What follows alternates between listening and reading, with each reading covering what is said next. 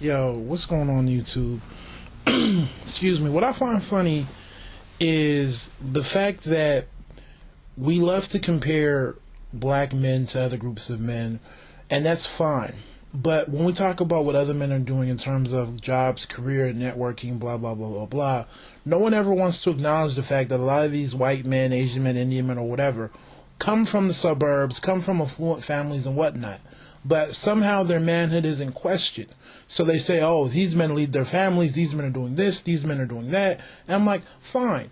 But the second the black dude does speak his mind in terms of what he's trying to do and who he's trying to get together, and it comes out that he's from the suburbs or whatever, then all of a sudden it's not legit.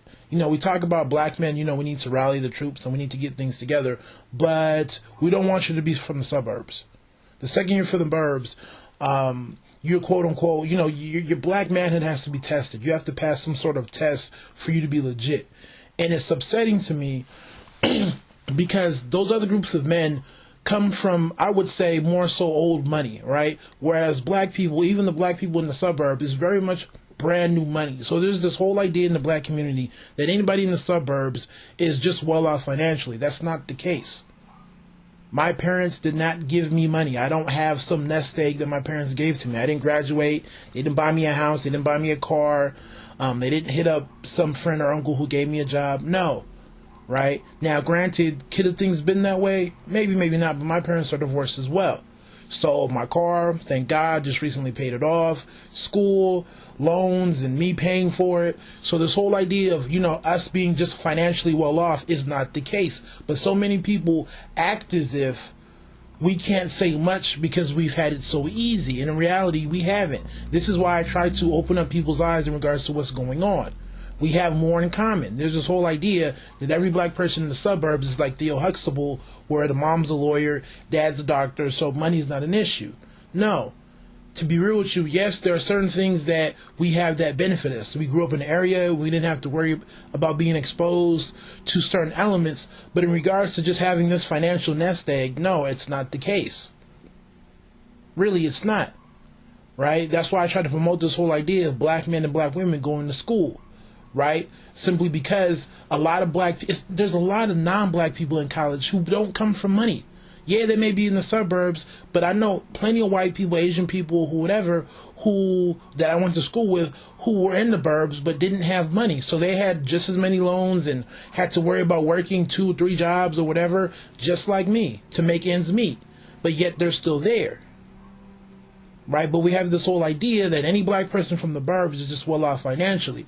And we don't even care if the women come from the burbs. That's okay. But whenever black men come from the burbs, it's like, oh, you're not black enough. It's just imagine, you know, on the Cosby Show, the Huxtable family trying to get in regards to, you know, who's black or not. They'd say, oh, Bill Cosby, you can get in because, you know, you didn't grow up with money. Yeah, you're a doctor now, but you grew up, you know, I forgot where he's from, but he didn't grow up with money. Neither did the mom. Oh, the sisters, you know, Rudy, Vanessa, I forgot the other ones. Hey, you guys can get in too because, yeah, you're middle class or suburb black women, but, you know, you're women, so you give you a pass. But when Theo Huxtable tries to get in, just like, wait a minute, Theo, sorry, brother, you can't get in. You're from the burbs. You grew up in the burbs. Sorry, you're not legit. But yet we want to turn around and act, you know, and talk about what other men are doing, but not necessarily care that they grew up in the burbs and the fact that they probably even come from a family where you have wealth. See, black people in the suburbs, in the middle class or whatnot, we're not talking about wealth. So there is no, maybe if our generation gets it together and our kids, then we can start talking about wealth. But to be real with you, the only real benefit right now for black people in the suburbs and the middle class is the fact that we have access to better schools and we're not necessarily that involved with crime and gang activity and drugs. So we're out of that. So there really isn't this big ass financial incentive that everybody wants to say that we have. At best, yes, we may have parents who were able to co-sign for us because of, you know, their jobs and their credit. But like I said before, in regards to giving us some sort of, you know, monetary, you know, break off, it's not there. Yeah, I understand that there's some black people out there whose parents are affluent, but typically that's because they only have maybe 1 or 2 kids. but it's still a very much brand new concept. So I don't even know where I'm going with this. I guess this is just more so like a rant and observation. I just get sick and tired of suburb black men always needing to legitimate, that they can speak up. People talk about, yeah, we need to get together, we need to network, excuse me, blah, blah, blah. Excuse me, man. But the second we talk about, yeah, we're from the burbs, everybody has this stereotype that we're just well off and we know nothing about struggle. So what can we say when, our bed was made for us, or we have a silver spoon? And yeah, there may be people who have the silver spoon, but trust me, there's a lot of us who don't. And I would say the vast majority of blacks who are in the suburbs are just doing well, who have parents who are doing well, don't have this silver spoon. Like I said, at best, you may have a parent that may help you put a deposit down on a house, maybe co-sign for you, but this whole idea of you just getting broke off with money is not there. And it really gets annoying, and this is one of the reasons why a lot of black men just turn their back or choose not to just mess with the vast black community, because of this whole idea of, we'll try to throw some sort of shame your way about what other men are doing, but those same men that you're saying, hey, they're kicking back, what's the black man doing? These same men come from the burbs. They come from money. Mommy and daddy are successful. Mommy and daddy can make a call and the uncle can give them a job, or they can work for daddy's gas station or dad's restaurant. I've seen it happen. But in regards to their manhood being questioned, nah, it's already there.